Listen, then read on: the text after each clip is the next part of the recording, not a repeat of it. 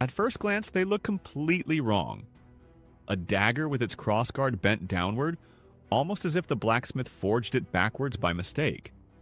Compared to the elegant curves of a noble's sword or the brutal efficiency of a battle axe, these weapons seem awkward, even impractical. But in the harsh, unforgiving reality of medieval warfare, nothing was designed without a reason. These so-called upside-down knives weren't decorative curiosities or failed experiments. They were deliberate, functional, and highly effective tools built for one of the most brutal forms of combat the world has ever known. As medieval armor evolved, covering warriors in layers of steel from head to toe, the nature of combat shifted dramatically. Swinging a sword against a wall of iron was almost useless. Battles moved closer. Fighters closed the distance. Grappling, joint manipulation, and precision strikes became the new reality. In that environment, having a weapon that could be drawn quickly, used in tight spaces, and driven into the smallest gaps in an opponent's armor wasn't just useful. It was a matter of survival. These strange-looking daggers carried by knights, mercenaries, guards, and professional soldiers were built to exploit those exact conditions. Their unique shape, especially the downward curved guard, wasn't an error in design.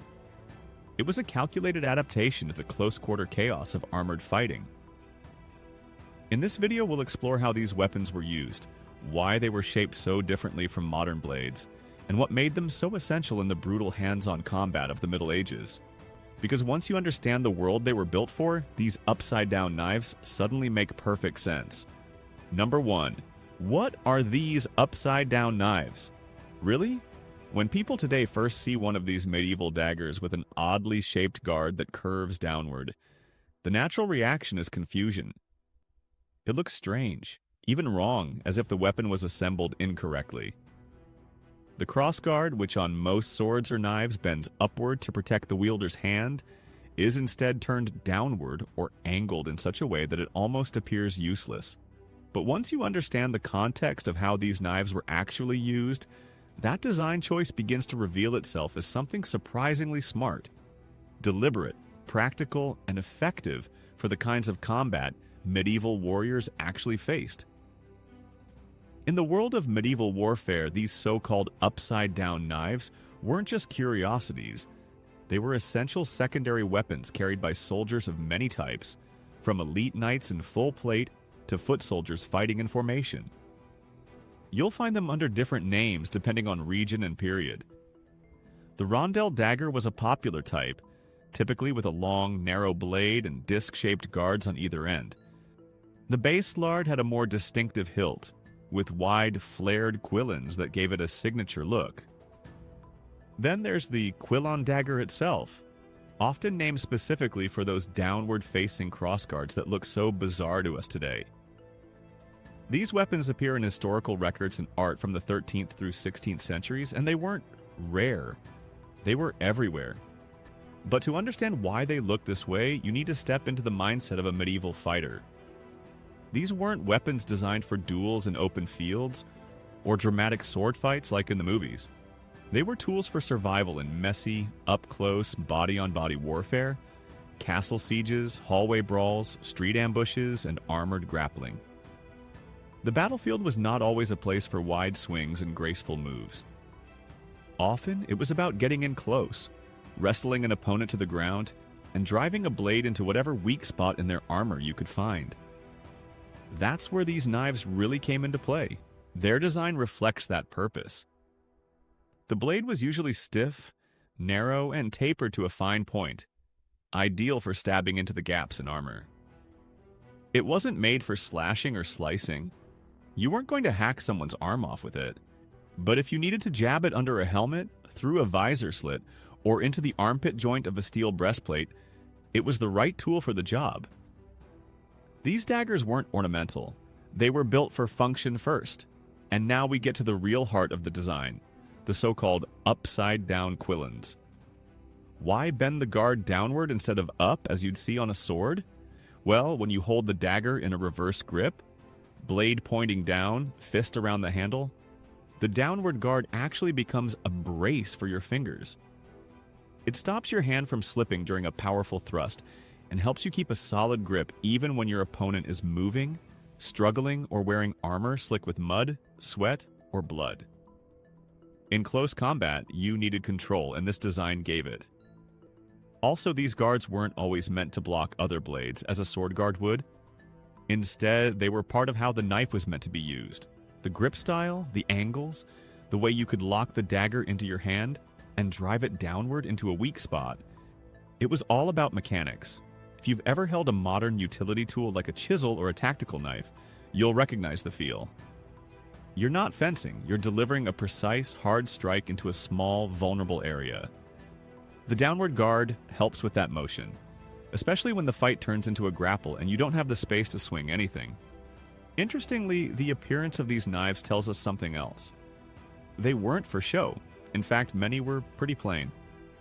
You can find examples with simple wood or bone handles, basic forged blades, and minimal decoration. They were carried on belts, sometimes horizontal across the waist for quick access, and they were treated as part of a soldier's standard gear, not as some elegant symbol of status. They were practical, lethal tools, made for the kind of brutal, close-in fighting that was common in medieval warfare. So while they might look wrong to modern eyes, these upside-down daggers made perfect sense in their time.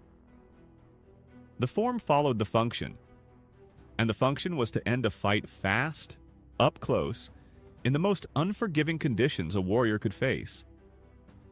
Whether it was a knight in polished plate armor or a mercenary on a city street, this weapon wasn't about elegance, it was about survival. Number 2, fighting in armor changed everything.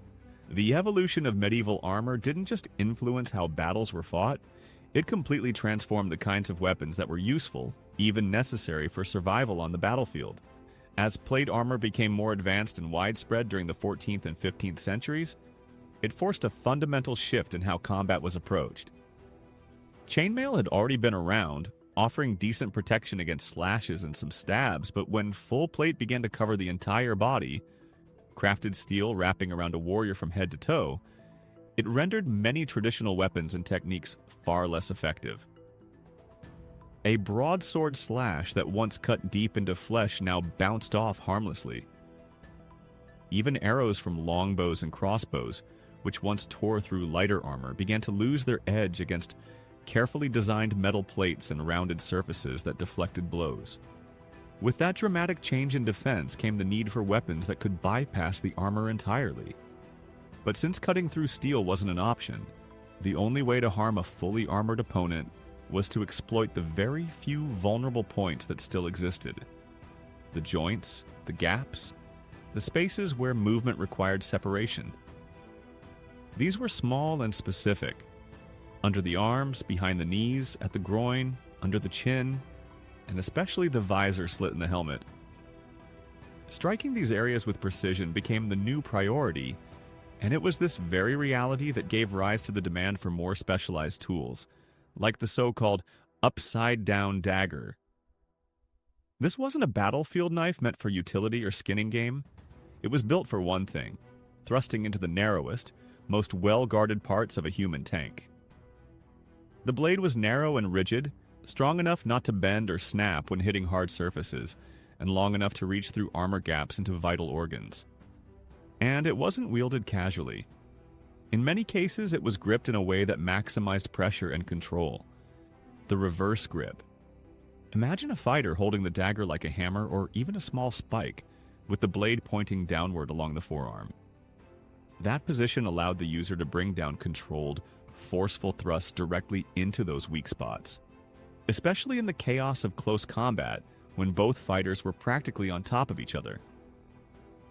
In those moments of brutal hand-to-hand struggle, the dagger wasn't a backup weapon. It was the weapon. The longsword, while still useful, often became awkward in tight quarters.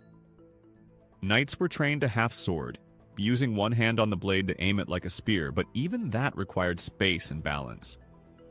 If you were knocked down, pinned, or tangled with your enemy, you needed something compact and effective. That's when the dagger came out. And the reversed quillons, the signature upside-down guard, played a crucial role. They weren't decorative. They worked as a solid brace against the palm or fingers.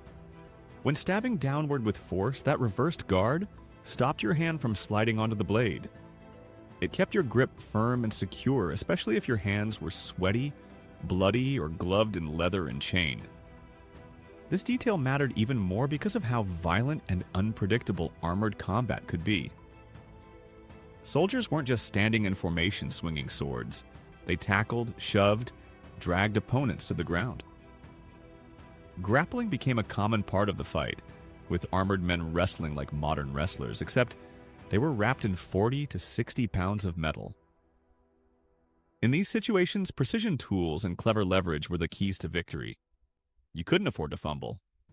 You needed something that wouldn't slip, that wouldn't break, and that could do serious damage with a well-placed thrust.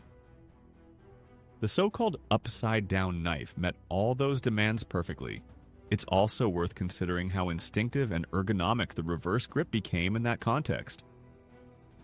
When you're struggling to control an opponent or trying to pin them down, your natural body movement favors short, powerful downward motions.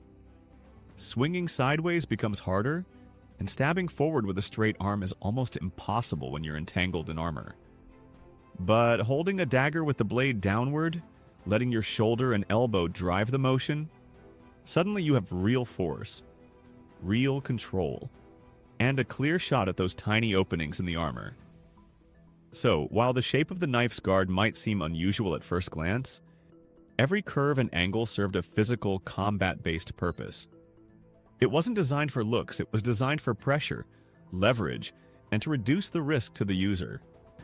In a world where armor dictated every move on the battlefield, where a man could be invincible 1 second and exposed the next, this dagger became one of the few reliable ways to turn the tide in a life or death fight. It was not just adapted to armored warfare, it was a direct response to it. Number 3. Not just knights. Soldiers and mercenaries used them too. When people think about medieval weapons, it's easy to imagine shining knights in plate armor wielding polished swords with ornate hilts. But the reality of medieval warfare was far more diverse and brutal than romantic images suggest. The so-called upside-down daggers, with their distinct downward-angled quillons, weren't reserved for the elite nobility or high-ranking knights. These weapons were practical tools of violence, and their usefulness made them popular far beyond the noble class. In fact, some of the most frequent users of these daggers were the people who had to fight for a living every day: foot soldiers, town guards, and, most notably, mercenaries. Among the most iconic and feared mercenaries of the late medieval and early Renaissance period were the Landsknechts. These were German soldiers for hire, notorious not just for their bright, flamboyant clothing, but also for their effectiveness on the battlefield. While they are often remembered for wielding enormous two-handed swords called Zweihänders, the reality is that those were only part of their arsenal. In situations where such large weapons were too unwieldy, inside buildings, narrow alleys, or once formations broke down, the Landsknechts relied on secondary weapons like quillon daggers. These short-bladed sidearms, often with the signature reversed crossguard, were easy to carry, quick to draw, and devastating in tight spaces. The practicality of the upside-down dagger made it a perfect fit for soldiers who couldn't afford to be slowed down. These weren't formal duels where opponents stood and circled each other with measured steps. Battles were chaotic, loud, and close. A soldier might be pushed into a corner, fighting elbow to elbow with comrades, struggling just to swing his weapon. In those moments, the big swords were abandoned or lost, and the dagger became the difference between life and death. The downward curved quillons weren't decorative. They helped anchor the fighter's hand during violent stabbing motions, especially when thrusting downward into a fallen opponent or grappling in the mud. It wasn't just on the battlefield either. City watchmen and guards in urban environments needed weapons that could be carried easily but still offer real protection and offensive potential. These daggers served well in that role. Their compact size allowed for quick access under a cloak or from the belt, and in a sudden fight, say during a street arrest or a brawl in a crowded alley, they could be brought to bear in an instant. The unique grip and design allowed them to be used with deadly accuracy, even when there was barely enough room to lift an arm. Mercenaries, who often fought in foreign lands or served lords with limited resources, favored tools that combined affordability, durability, and effectiveness. The upside-down dagger checked all the boxes. It wasn't flashy, but it worked. And when your job was violence day in and day out, that's what mattered. These men weren't fighting for glory, they were fighting for pay, survival, and reputation. Their weapons had to reflect that hard, unforgiving reality. And the Quillon dagger earned its place, not because of status or tradition, but because in the dirty, unpredictable world of real combat, it got the job done. Number 4. Medieval martial arts and real combat techniques. When we picture medieval combat, it's tempting to imagine chaotic brawls, wild swings, clashing steel, and brute force. But in reality, especially among trained warriors, combat was far more technical, calculated, and rooted in a system of martial arts that emphasized skill, control, and precision. The design of the so-called upside-down dagger wasn't born out of accident or artistic flair. It was developed deliberately to complement the real fighting techniques that medieval warriors practiced, refined, and passed down through generations of soldiers, bodyguards, and professional combat instructors. What might surprise many modern viewers is that medieval Europe had fully developed combat schools, complete with detailed instruction manuals. These weren't just handwritten lists of tips. They were carefully illustrated and annotated guides that outlined footwork, grip techniques, target zones, counters, throws, and weapon applications. Warriors trained in both unarmed grappling and weapons-based combat, and within this system, dagger fighting held a central role. The dagger wasn't simply a last resort if a sword broke, it was an integral part of a fighter's kit, and entire techniques were built around it, especially in the context of armored combat where mobility and visibility were limited.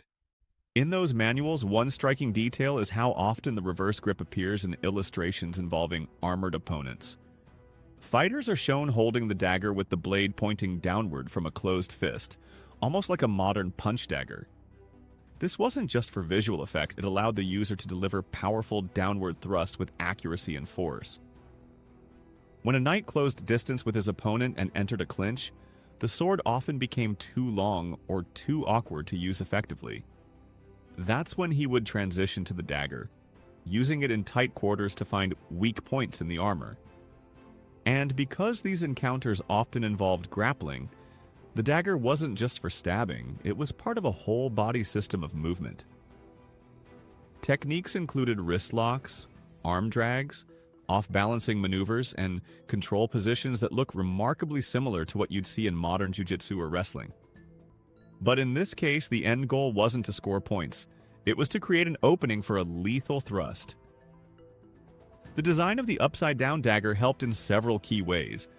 The downward curving quillons acted as a stop for the hand, preventing slippage during thrusts and giving the wielder better control. But beyond that, the quillons were used tactically. In some techniques, they could be used to catch an enemy's wrist or weapon arm, giving the user a mechanical advantage to disarm or redirect a strike. In other cases, they were pressed against the opponent's armor or body to apply pressure or to trap limbs during close-range grapples. In training halls, knights and soldiers would spend hours learning to switch seamlessly between sword and dagger, especially when wearing armor. The moment a sword became locked with the enemy's weapon or trapped by a shield, fighters were taught to drop or control the weapon and immediately transition to the dagger.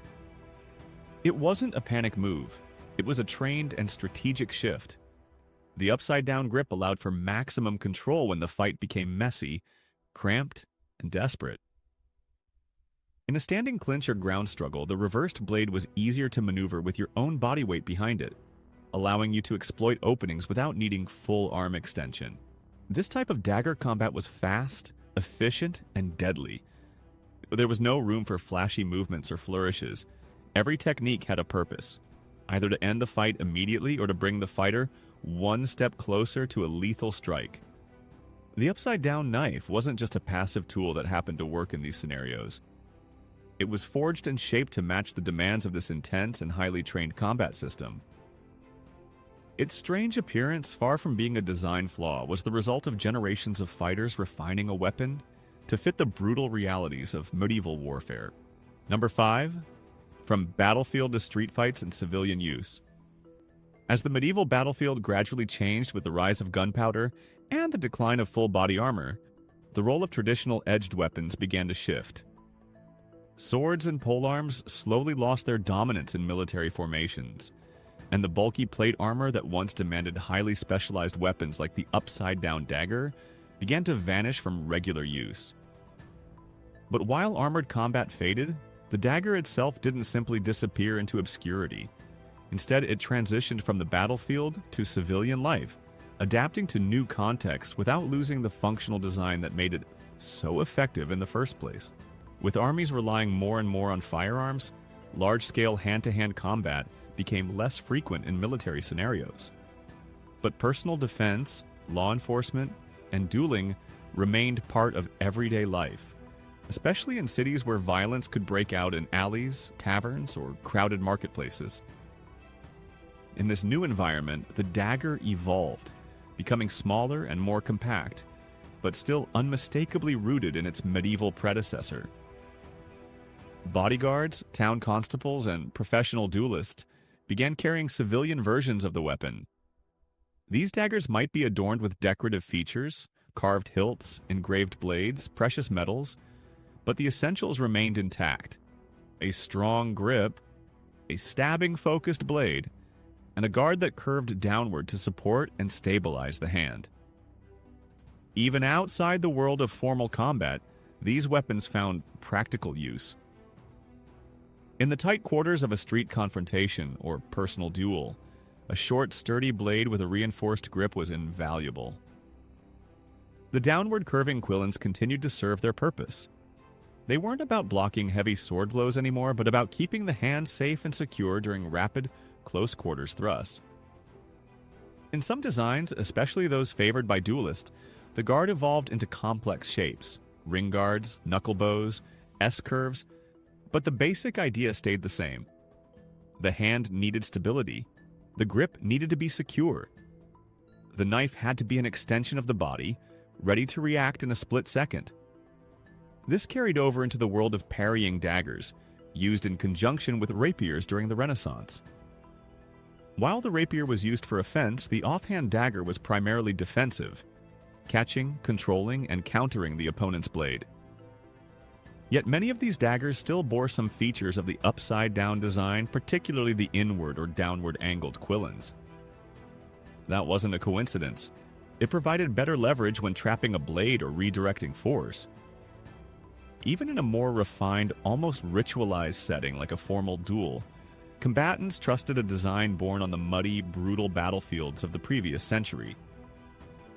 What's more fascinating is how this principle carried forward far beyond the Renaissance. Fast forward to the early 20th century, and you'll find a surprisingly familiar shape in the trench knives used during a World War I. Soldiers once again needed compact, deadly weapons for tight, often hand-to-hand fighting inside trenches and bunkers. These knives featured brass knuckles, strong guards, and stiff blades ideal for thrusting. Tools clearly influenced by the practical needs of earlier dagger combat.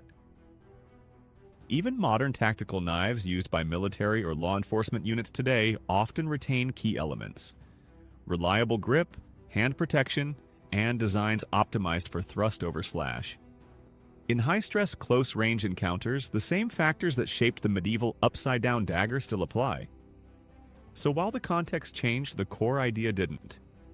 Whether it was being used by a knight in shining armor or a plainclothes constable patrolling dark city streets, this weapon served the same purpose: to be fast, stable, and deadly in confined, unpredictable situations.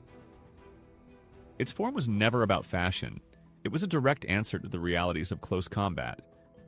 What might appear odd by modern aesthetic standards was, in truth, a weapon designed through centuries of practical experience. And that's why, long after armor was gone, the soul of the upside-down dagger remained, quietly surviving in the hands of those who still needed to fight up close, face to face.